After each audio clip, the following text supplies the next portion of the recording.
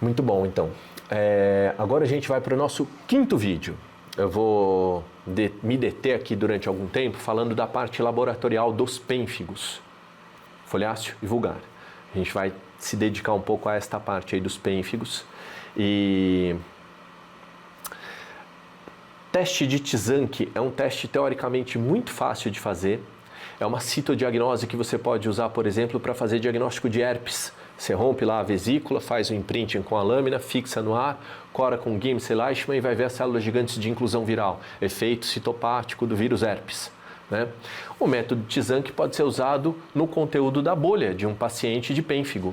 Faz a mesma coisa, faz o imprinting da bolha, né? Então pega lá a bolha do pênfigo, faz o imprinting, rompe, faz o imprinting, cora por Giemsa, Leishman e vai ver as células acantolíticas, redondinhas, né?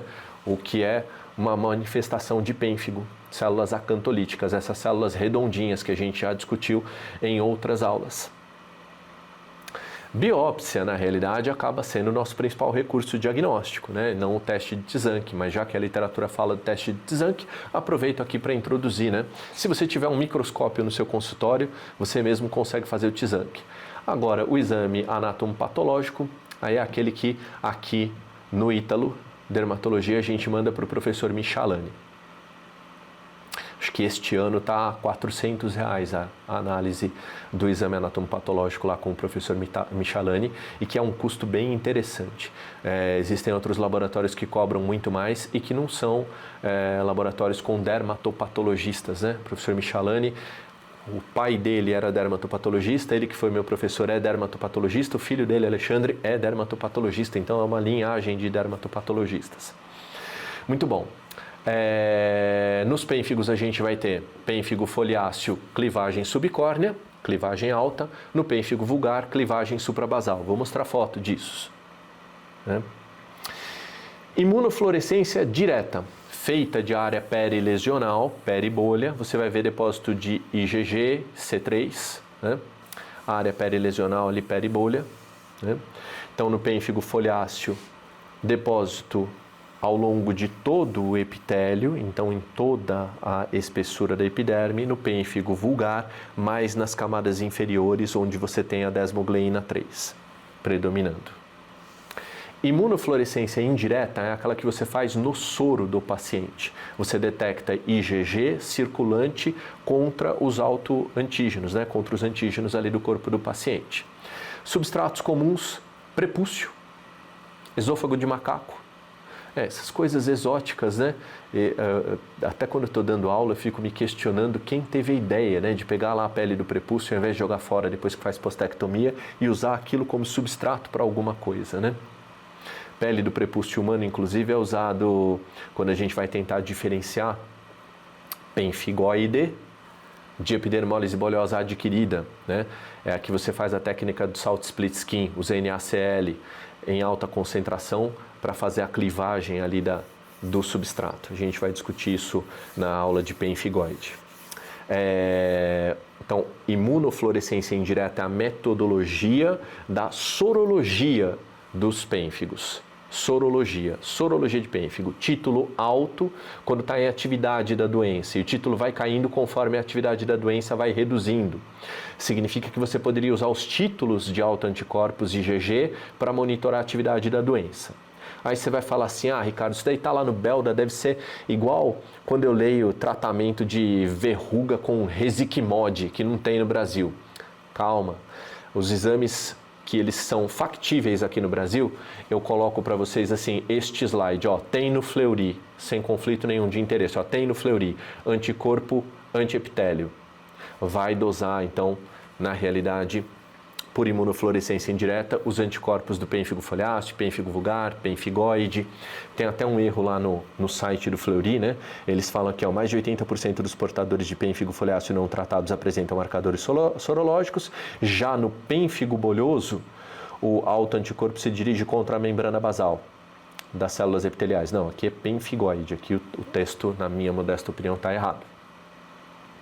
Mas, enfim, esses anticorpos do pênfigo você consegue dosar por imunofluorescência indireta no Fleury. Seu paciente consegue fazer no Fleury e laboratórios afiliados. A gente tem um professor nosso aqui, o Tassiano, que tem um laboratório lá em Catalão ele provavelmente poderia mandar o exame para o Fleury, para fazer a dosagem dos anticorpos antiepiteliais. Vou detalhar um pouco mais a histologia dos pênfigos, né? Então, assim, a gente tem uma acantólise no pênfigo foliáceo, né? Então uma perda de adesão na epiderme superior. É a mesma perda de adesão que você tem na síndrome da pele escaldada, síndrome estafilocócica da pele escaldada. Por quê? Porque o Staphylococcus aureus produz exotoxinas esfoliativas que agridem a desmogleina 1, fazem a desmogleina 1 parar de funcionar direito. Então, na síndrome da pele escaldada e no pênfigo foliáceo, nível de clivagem é o mesmo. Muito bom. Então, esta clivagem aqui, ó, que é subcórnea, né? Se destacou um pedaço aqui, ó, de camada córnea com um pouco de hiperqueratose, se destacou, né? Lá em cima, na epiderme, lá em cima, ó, aqui está a epiderme baixa, né? Então, lá em cima houve um destaque da epiderme aqui, ó. A gente vê também camada córnea, camada granulosa, né? Então, e aqui a gente vê o resto da epiderme do paciente. Esse destacamento alto, teto de bolha alto, né? Lá em cima. No pênfigo foliáceo, então, depósito de IgG nos queratinócitos, camadas superiores ou eventualmente até em toda a epiderme. Se você não tiver imunofluorescência positiva, você pode pensar em outro diagnóstico, né? Para fazer imunofluorescência meio de Michel, ou no máximo soro fisiológico bem gelado, e tem que chegar rápido no laboratório.